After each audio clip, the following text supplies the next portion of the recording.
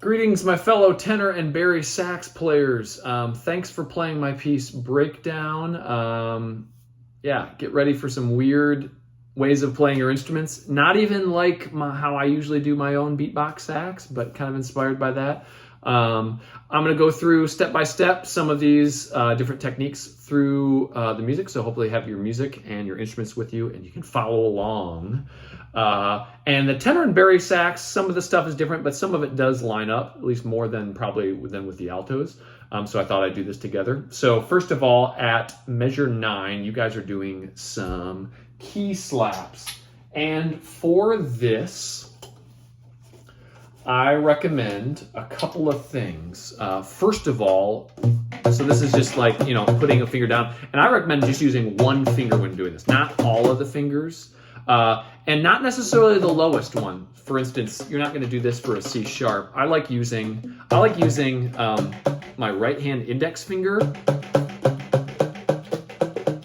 for whatever note I'm doing. So I finger it and then I just use that right hand index finger to get the sound out. However, of course, I had you play an A on this tenor, and so I would use. That I like using my index fingers on either hand. So we have the low C sharp and then the A. Now, another thing is this is not an A. Listen. What's up with that? It's because this is an open system. You actually have to close that reed to the mouthpiece. Hear how the pitch drops when I'm biting? So I'm biting down on the reed, closing it off completely from the mouthpiece. You can either do that the whole time, or how I like to do it is I rest the reed on my shoulder. You just have to be careful that you're doing it right and you're doing it forcefully enough so it sounds like this. Here's an A. Here's no. You can hear the pitch drop. Or the C sharp. So once again, I'm doing this for a C sharp. Fingering a C sharp, move my right hand finger.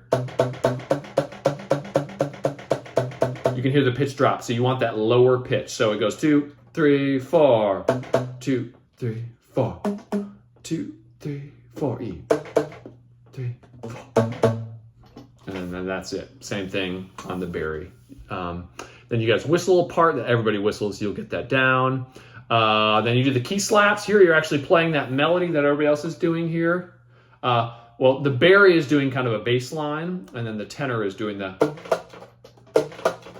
Now, so here, this is weird. Getting from that E, F sharp, and then G, you can't slap that down because it's raising the pitch. So I would recommend just using your index finger for all this.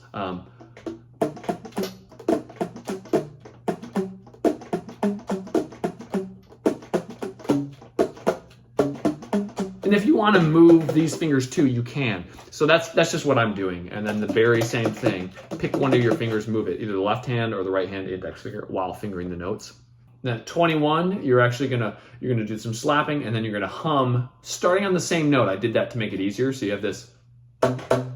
I like going up that octave, not seeing it like it's a bass line.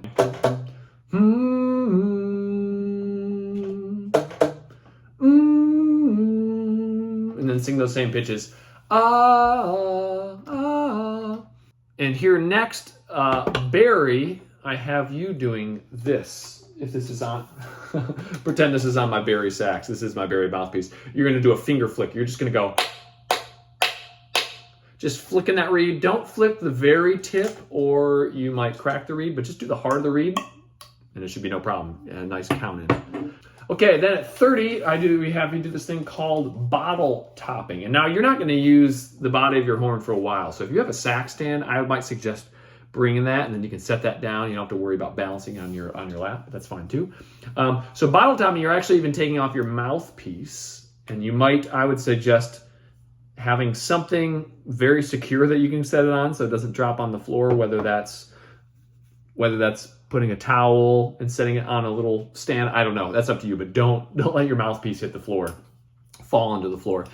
Here we're going to bottle top, which is, if you imagine blowing into a Coca-Cola glass bottle, one of those old bottles, or playing the pan flute where you blow across a hole, not into it, you can get kind of a cool pitch, kind of like a flute. And I have a plus sign, which means that you close the end of the other end, or a circle sign, which means you open it. Tenor, you start opening it at 30, so that's going 1, 3, 4, 1, 2, 3, 4, 1.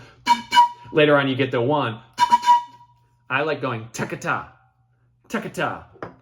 Bari, you join in with the bottle top a bar before 47, doing the same.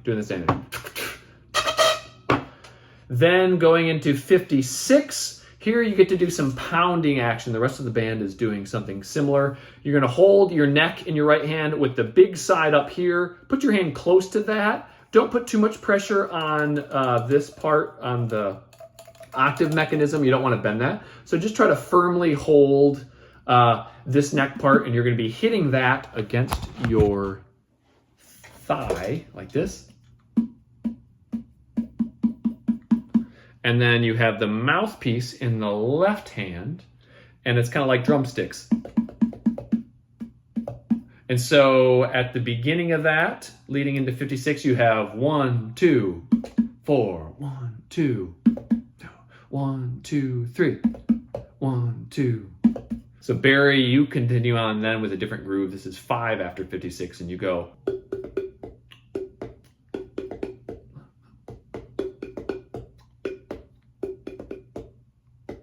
And then you continue on with that, while tenor, oh, I was wrong. Tenor, you go back to key slaps. Okay, so you're not gonna wanna put your horn down yet, but you will put the mouthpiece, the neck back on. You'll probably want lots of cork grease because you're gonna be putting on that neck and mouthpiece many times.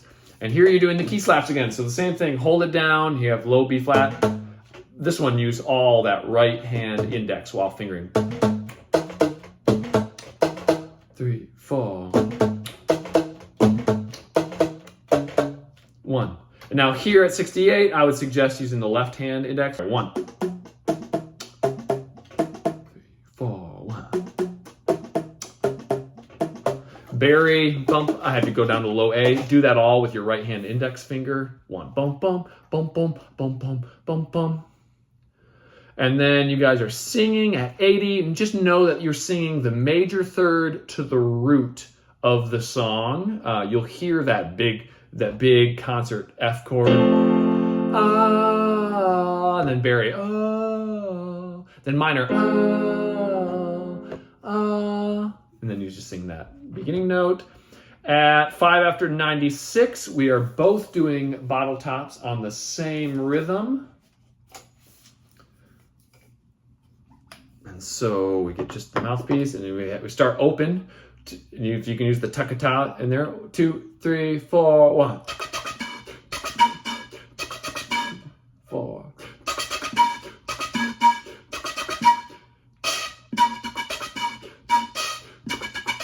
Notice it changed. And then you will also be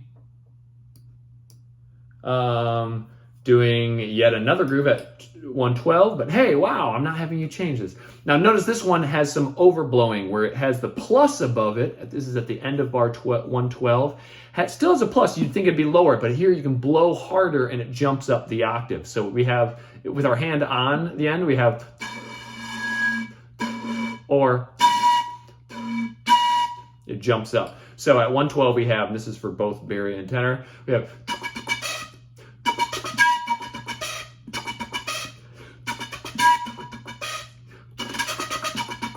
and that part's fun. If you can flutter tongue. So at 112.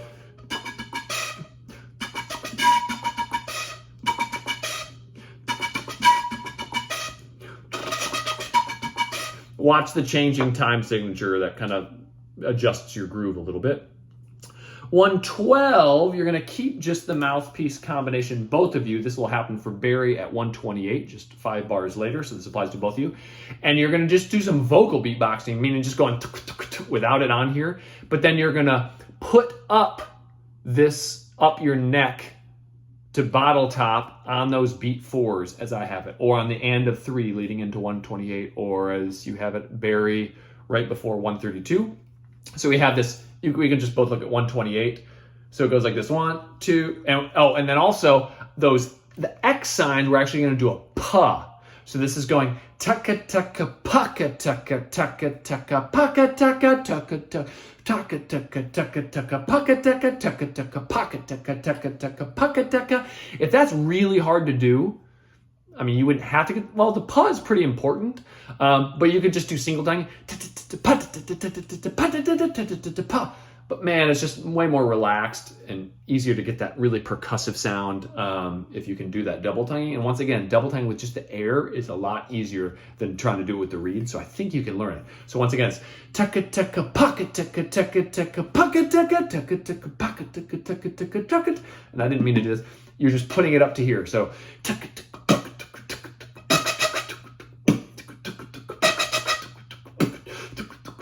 Here's the rhythm different. Here I have to go. So the whole thing once again at 128, those 4 bars. 3, 4.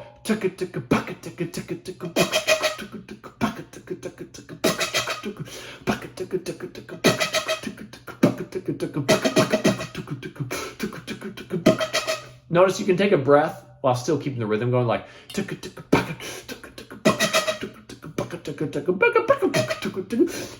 it doesn't even matter what you do to take that breath, as long as it's in time. If you need to go,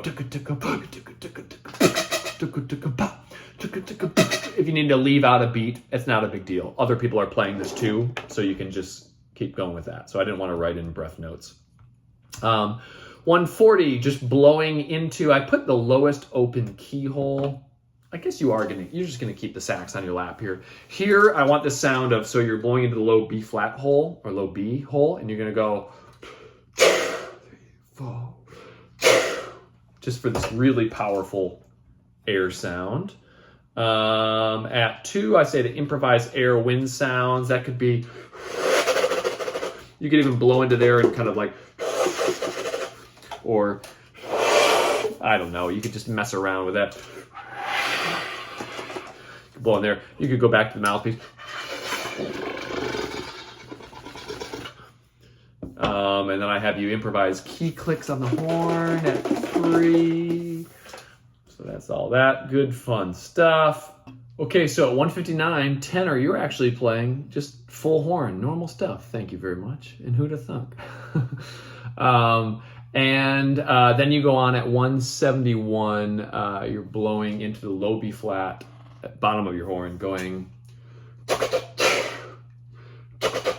it's with some other horns as well. And Bari, you're going to be doing these glisses, which tenor, you're also doing at 197, so listen closely to this, because I'm trying to mimic a trombone or a theremin, and to do that, I'm having you blow into the mouthpiece with the neck, and then use your finger to adjust the pitch. It doesn't matter which finger. So if you want to start low and go up, you have to start with the finger in. Now, for you, Bari, going into 159, you have this long gliss. That's an approximate note for that A. Just go way in, about kind of as low as you can go, and then really slowly over those 8 beats, pull out until you're almost at your highest point on your neck. Now, each neck is a little bit different. Mine goes a little above that. I'm guessing your neck might go even a little higher. But basically, you're going forward, and it's going to be the root of the chord that's being played by the whole band. So you'll hear it.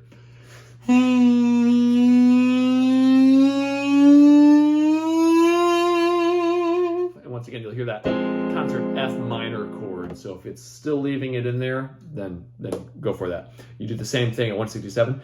Okay, so at 197, it's going to take some extra work. And if you can do it, let's go for it. I know you have good ears. So at 189, I give you both flute cues. You're not playing that, but I give it so that you can listen to that either on tenor, it's an F, or Bari, it's a C. Those notes that have the arrows where the flute goes, and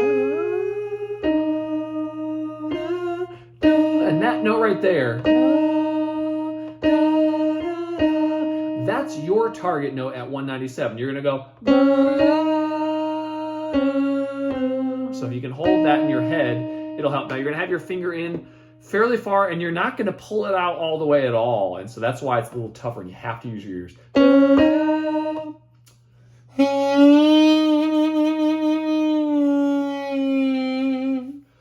And maybe you can make a note on like how far your finger is in the hole or whatnot.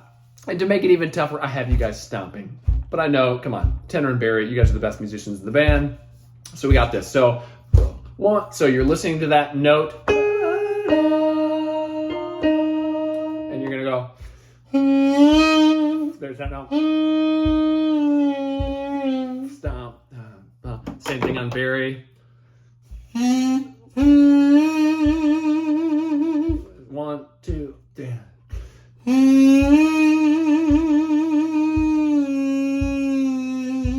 For me, my finger isn't in quite as far in the Bari as it is on Tenor.